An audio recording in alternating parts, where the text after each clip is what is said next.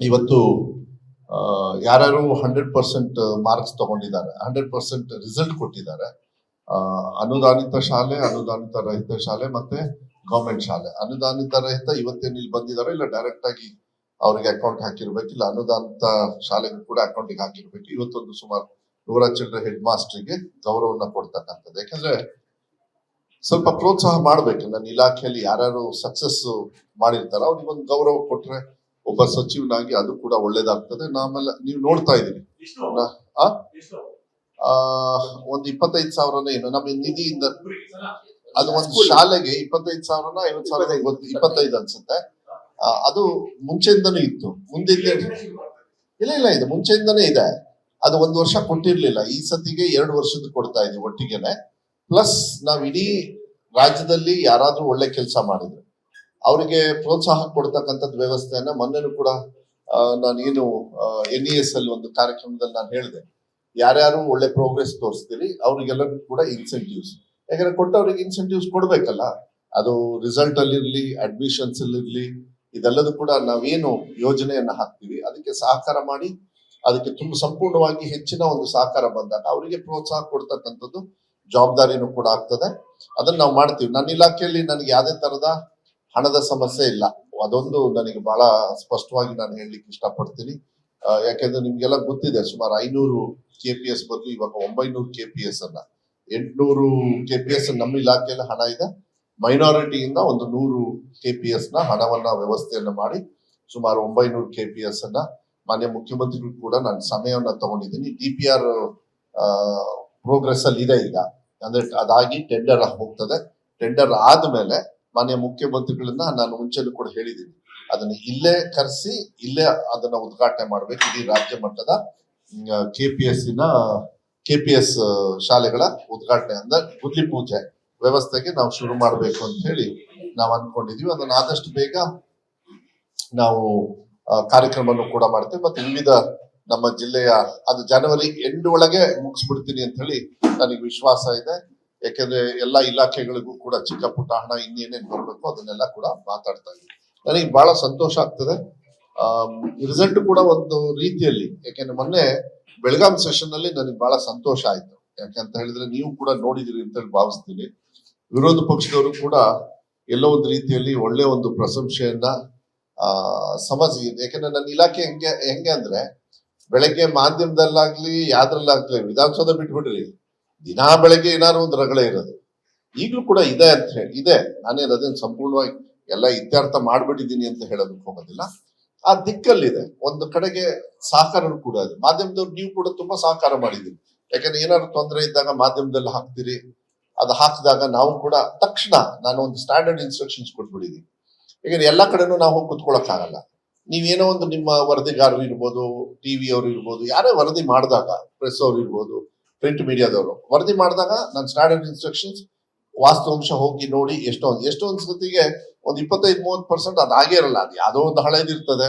ಆ ಸಂದರ್ಭದೂ ಇದಾವೆ, ವರದಿನೂ ಕೂಡ ಸುಳ್ಳಾಗಿದ್ದಾವೆ ಎಷ್ಟೊಂದ್ ಸತಿ, ನಾ ಇಲ್ಲ ಅಂತ ಹೇಳಲ್ಲ. ಆದ್ರೆ ನಾವು ಹಗುರವಾಗಿ ತಗೊಳಕ್ ಹೋಗೋದ. ಯಾಕಂದ್ರೆ ಮಕ್ಳು ಇರ್ತಾರೆ, ಅವರ ಭವಿಷ್ಯ ಇರ್ತದೆ, ಶಾಲೆಯಲ್ಲಿ ಏನೋ ಆಸೆ ಮೇಲೆ ಬಂದಿರ್ತಾರೆ. ಇದೆಲ್ಲದೂ ಕೂಡ ಮತ್ತೆ ನಾನು ಈ 2 ವರ್ಷದೊಳಗೆ ಸಾಕಷ್ಟು ತೀರ್ಮಾನಗಳನ್ನ, ಮೊನ್ನೆ ನನಗೆ ಬಹಳ ಸಂತೋಷ ಕೊಟ್ಟಿರ್ತಕ್ಕಂಥ ಒಂದು ತೀರ್ಮಾನ, ಬಹಳ ಹತ್ರ ಅಂತ ಹೇಳಿದ್ರೆ ಮಕ್ಕಳ ದಿನಾಚರಣೆ. ಮಕ್ಕಳ ದಿನಾಚರಣೆ ಅಂದ ತಕ್ಷಣ ನೆಹರೂರ್ದು ಹುಟ್ಟಿದಬ್ಬ, ಮಕ್ಕಳಿಗೊಂದು ಹೂವ ಕೊಡೋದು, ಇಲ್ಲ ಇಷ್ಟಕ್ಕೆ ಅವ್ರ ಭವಿಷ್ಯದ ಬಗ್ಗೆ ನಾವೇನು ಮಾಡ್ತಾ ಇರ್ಲಿಲ್ಲ.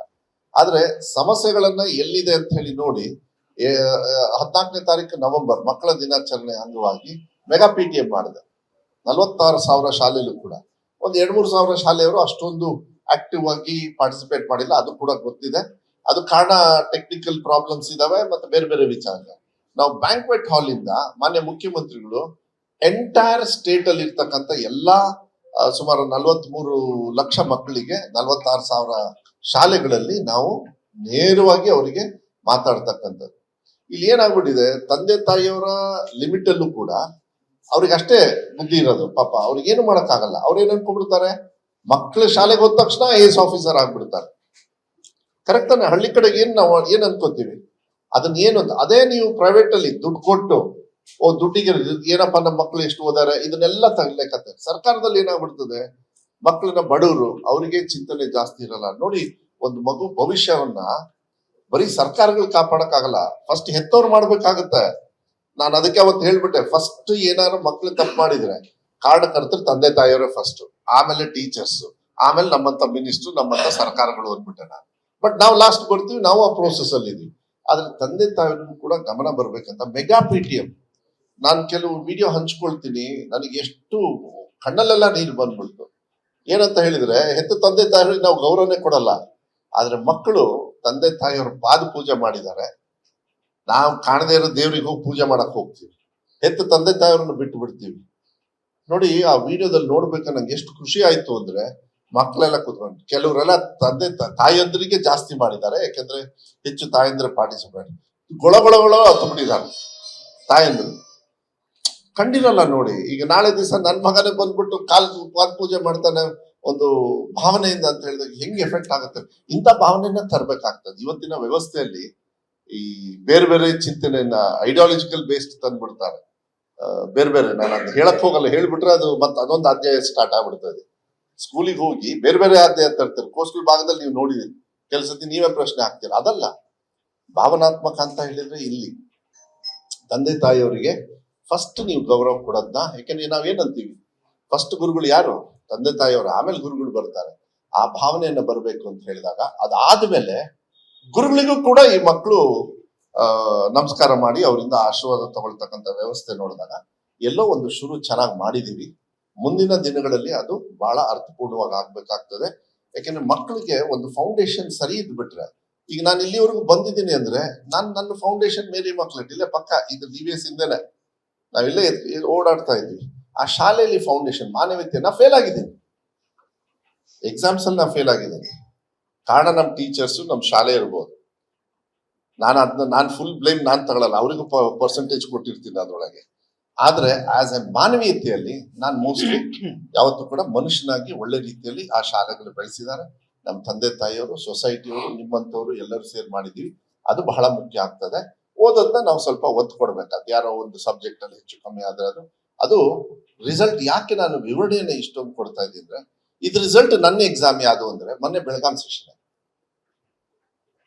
ಮೇಲ್ಮನೆಯಲ್ಲಿ ಬೆಳಗ್ಗೆಯಿಂದ ಸಾಯಂಕಾಲ ರಾಡಿ ನನ್ನ ಡಿಪಾರ್ಟ್ಮೆಂಟ್ ಅಂತೂ. ಆದ್ರೆ ಈ ಸತಿ ಎಲ್ಲರೂ ಕೂಡ ಇನ್ನೂ ಮಾಡ್ಲಿ ಕೆಲಸ ಅಂತ, ಜೊತೆಗೆ 80-90% ನಮ್ಮನ್ನ ಇಲ್ಲ ಮಧುರ್ ಚೆನ್ನಾಗಿ ಮಾಡಿದ್ದಾರೆ, ಒಳ್ಳೆ ಕೆಲಸ ಮಾಡಿದ್ದಾರೆ ಅಂತಕ್ಕಂಥದ್ದನ್ನ ಆ ವಿಧಾನಸೌಧದಿಂದ ಹೇಳ್ತಾರಲ್ಲ, ಅದು ನನಗನ್ಸುತ್ತೆ ನನ್ನ ಇಲಾಖೆಯ ಪಾಸಿಂಗ್ ಮಾರ್ಕ್ಸ್ ಡಿಸ್ಟಿಂಕ್ಷನ್ ಅಲ್ಲಿ ಪಾಸಿಂಗ್ ಆಗಿದ್ದೀನಿ. ಇನ್ನೂ ರೆಸ್ಪಾನ್ಸಿಬಿಲಿಟಿ ಹೆಚ್ಚು ಕೊಟ್ಟಿದ್ದಾರೆ, ಇಲ್ಲ ಅಂತ ಹೇಳಲ್ಲ.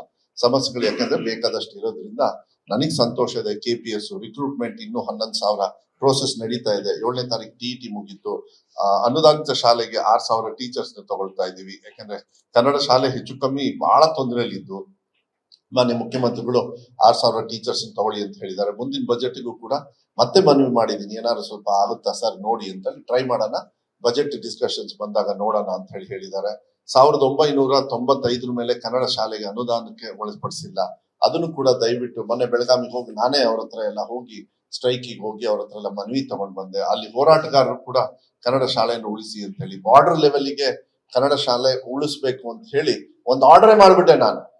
ನನ್ನಿಂದ ಪರ್ಮಿಷನ್ ಬೇಡ. DDPI ನಮ್ಮ ACP ಅಂದ್ರೆ ಅಸಿಸ್ಟೆಂಟ್ ಕಮಿಷನರ್, ನಮ್ಮ ಎಜುಕೇಶನ್ ಡಿಪಾರ್ಟ್ಮೆಂಟ್ ಧಾರವಾಡ ಮತ್ತೆ ಗುಲ್ಬರ್ಗ ಎಲ್ಲ ಇರ್ತಾರೆ, ಅವ್ರವ್ರ ಬಾರ್ಡ್ರಲ್ಲಿ ನೀವೇ ಡಿಸಿಷನ್ ತಗೊಂಡು ಈ ತರ ಆಗ್ಬೇಕು ಅಂತ ಕ್ರಿಯಾ ಯೋಜನೆ ಕಳ್ಸಿದ್ರೆ ನಾನೇ ದುಡ್ಡು ಸ್ಯಾಂಕ್ಷನ್ ಮಾಡ್ಬಿಡ್ತೀನಿ. ಅದನ್ನ ಮತ್ತೆ ಪರ್ಮಿಷನ್ ತಗೊಳ್ಳೋದೆಲ್ಲ ಏನಿಲ್ಲ. ಯಾಕಂದ್ರೆ ಗಡಿ ಭಾಗದಲ್ಲಿ ಕನ್ನಡ ಉಳಿಸ್ಬೇಕಾಗ್ತದೆ, ಅದು ನಮ್ಮ ರೆಸ್ಪಾನ್ಸಿಬಿಲಿಟಿ ಆಗುತ್ತೆ. ಇದೆಲ್ಲದೂ ಕೂಡ ಮಾಡಿ ಒಳ್ಳೆ ರೀತಿಯಲ್ಲಿ ಚೆನ್ನಾಗಿ ಒಂದು ತೀರ್ಮಾನಗಳನ್ನಾಗಿದ್ದಾವೆ. ಕರ್ನಾಟಕ KPS ಶಾಲೆಯಲ್ಲಿ ನಾನು ನಿಮಗೆ ಮತ್ತೆ ಹೇಳಲಿಕ್ಕೆ ಇಷ್ಟಪಡ್ತೀನಿ, LKG ಇಂದ 12ನೇ ಕ್ಲಾಸ್ ವರ್ಗು ಒಂದೇ ಪ್ರಿಮಿಸಸ್ ಅಲ್ಲಿ 14 ವರ್ಷ ಆ ಮಗುಗೆ ಪಾಠ ಹೇಳ್ಕೊಡಲಾಗುವುದು. 1ನೇ ಕ್ಲಾಸಿಂದ ಕಂಪಲ್ಸರಿ ಕಂಪ್ಯೂಟರ್ನ ಹೇಳಿಕೊಡಲಾಗುವುದು. ದ್ವಿಭಾಷಾ ಇರ್ತದೆ 6ನೇ-5ನೇ ಕ್ಲಾಸ್ ವರ್ಗು. ಅವರು ಕನ್ನಡ ಇಲ್ಲ ಇಂಗ್ಲಿಷ್ ಮಾಧ್ಯಮ ಎರಡೂ ಕೂಡ ಇರ್ತದೆ. 6ನೇ ಕ್ಲಾಸಿಗೆ ಬಂದಾಗ ಅವ್ರು ಯಾವ ಭಾಷೆ ಬೇಕೋ ಆ ಭಾಷೆಯಲ್ಲಿ ಮುಂದಿನ ಜೀವನಕ್ಕೆ ಅವರಿಗೆ ಕಲಿಕೆಗೆ ಅನುಕೂಲ ಆಗ್ತಕ್ಕಂಥದ್ದು ಮತ್ತೆ ಮಕ್ಕಳಿಗೂ ಕೂಡ ಅನುಕೂಲ ಆಗ್ತಕ್ಕಂಥದ್ದು ವ್ಯವಸ್ಥೆನೂ ಕೂಡ 12ನೇ ಕ್ಲಾಸ್ ವರೆಗೂ. ಇಷ್ಟು ದಿವಸ ನಾವು ಯೂನಿಫಾರ್ಮ್ ಕೊಡ್ತಾ ಇದ್ವಿ, ಶೂಸು, ಸಾಕ್ಸು, ಬೆಳಗ್ಗೆ ಹಾಲು ಮತ್ತೆ ರಾಗಿ ಮಾಲ್ಟು, ಮಧ್ಯಾಹ್ನ ಊಟ, ಅದ್ರ ಜೊತೆಗೆ ಮೊಟ್ಟೆ, ಇದೆಲ್ಲದೂ ಕೂಡ ಕೊಡ್ತಾ ಇದ್ವಿ. ಮುಂದಿನ ವರ್ಷ PUC ಕೊಡ್ತಾ ಇರ್ಲಿಲ್ಲ, ಟೆಕ್ಸ್ಟ್ ಬುಕ್ ಕೊಡ್ತಾ ಇರಲಿಲ್ಲ, ನೋಟ್ ಬುಕ್ ಕೊಡ್ತಾ ಇರಲಿಲ್ಲ. ಮುಂದಿನ ವರ್ಷದಿಂದ LKG ಇಂದ 12ನೇ ಕ್ಲಾಸ್ ವರ್ಗು note book free, text book free, note book for the first time ಇತಿಹಾಸದಲ್ಲಿ ಯಾರು ಕೊಡ್ತಾ ಇರಲಿಲ್ಲ. ನಾವು ನೆಕ್ಸ್ಟ್ ನೋಟ್ ಬುಕ್ ಕೂಡ ನಾವು ಕೊಡಬೇಕು ಅಂತ ಹೇಳಿ ತೀರ್ಮಾನ ಆಗಿದೆ.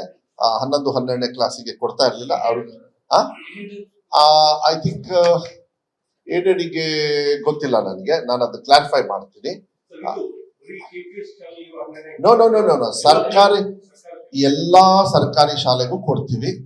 ಮತ್ತೆ 11, 12ನೇ ಕ್ಲಾಸಿಗೂ ಕೂಡ ಊಟನ ಮಧ್ಯಾಹ್ನ ಮಿಡ್ ಡೇ ಮೀಲ್, ಯಾಕಂದ್ರೆ ಅವ್ರ ಮನೆಗೆ ಹೋಗೋದು ಬೇಡ, ತರೋದು ಬೇಡ, ಅದನ್ನ ಅವ್ರಿಗೆ ಯಾವ ರೀತಿ ಸಹಕಾರ ಮಾಡ್ಬೇಕಂದ್ರೆ ನನ್ನ ಪ್ರಕಾರ 90%, ಯಾಕಂದ್ರೆ KPS ಅಲ್ಲಿ 12ನೇ ಕ್ಲಾಸ್ ವರ್ಗು ಇರ್ತಾರೆ. ಈಗ 10ನೇ ಕ್ಲಾಸ್ ವರ್ಗು ಊಟ ಕೊಟ್ಟು ನಾನು 11ನೇ ಕ್ಲಾಸ್ ಅಲ್ಲಿ ಬಾಯಿ ಬಿಡ್ಕೊಂಡು ಕೂತ್ಕೊಳಕ್ ಆಗಲ್ಲ, ಇಲ್ಲ ನಾನು ತಗೊಂಡ್ ಬರ್ಬೇಕಾಗತ್ತೆ. ಅದಕ್ಕೆ ಆತರ ಬೇಡ, ಸಮಾನತೆಯನ್ನು ಕೊಡೋಣ ಅಂತ. ಯಾಕಂದ್ರೆ ಒಂದೇ ಸತಿ ನಾನು ಅಷ್ಟೇ ಇರೋ ಬಜೆಟ್ ಅಲ್ಲೇ ನಾನು ಮ್ಯಾನೇಜ್ ಮಾಡಿ ಒಂದ್ ಹಂತಕ್ಕೆ ತರ್ತಾ ಇದ್ದೀನಿ ಎಲ್ಲದನ್ನು ಕೂಡ. ಅದಕ್ಕೆ 12ನೇ ಕ್ಲಾಸ್ ವರ್ಗು ಸಮಾನತೆಯ ಎಲ್ಲಾ ತರದ ವ್ಯವಸ್ಥೆಯನ್ನ ಕೊಡ್ಬೇಕು ಅಂತ ಹೇಳಿ ನಾವು ತೀರ್ಮಾನವನ್ನು ಮಾಡಿದೀವಿ. ಆಮೇಲೆ ಕಂಪಲ್ಸರಿ ಮ್ಯೂಸಿಕ್ ಟೀಚರ್ಸ್ ನ ಇನ್ KPS, ಕಂಪಲ್ಸರಿ ಫಿಸಿಕಲ್ ಟೀಚರ್ಸ್ ಇನ್ KPS ತಗೊಳ್ಬೇಕು ಅಂತ ಹೇಳಿ ಅದು ಈ ಬೆಳಗಾವಿ ಸೆಷನ್ ಅಲ್ಲಿ ತೀರ್ಮಾನ ಮಾಡಿದೀನಿ. ಅದನ್ನ ಮಾನ್ಯ ಮುಖ್ಯಮಂತ್ರಿಗಳಿಗೆ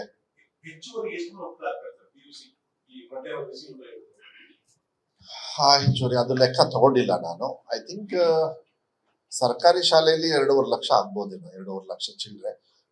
ಅದೊಂದು 200 ಕೋಟಿ ಚಿಲ್ಲರೆ ಆಗುತ್ತೆ ನನಗೆ ಹೊರೆ. ಬಟ್ ಐ ಕ್ಯಾನ್ ಮ್ಯಾನೇಜ್, ಯಾಕೆಂದ್ರೆ ಪರವಾಗಿಲ್ಲ, ಮಕ್ಕಳಿಗೆ ಎಜುಕೇಶನ್ ಕೊಡ್ಬೇಕಾದ್ರೆ ಇದನ್ನ ಕೊಡೋದ್ರಲ್ಲಿ ಏನ್ ತಪ್ಪೇನಿಲ್ಲ ಅಂತ ಹೇಳಿ ಮಾಡ್ತೀನಿ. ಇದು ಅರ್ಥಪೂರ್ಣವಾಗಿರ್ತಕ್ಕಂಥ ಎಕ್ಸ್ಪೆಂಡಿಚರ್, ಇದು ಮಕ್ಕಳ ಭವಿಷ್ಯಕ್ಕೆ ಎಕ್ಸ್ಪೆಂಡಿಚರ್, ಪೌಷ್ಟಿಕತೆನೂ ಇರ್ತದೆ, ಪ್ಲಸ್ ಅವರಿಗೆ ಕಲಿಕೆಗೂ ಕೂಡ ಆಗೋದ್ರಿಂದ ಅದು ಒಳ್ಳೇದು ಅಂತ ಹೇಳಿ ಭಾವಿಸ್ತೀನಿ.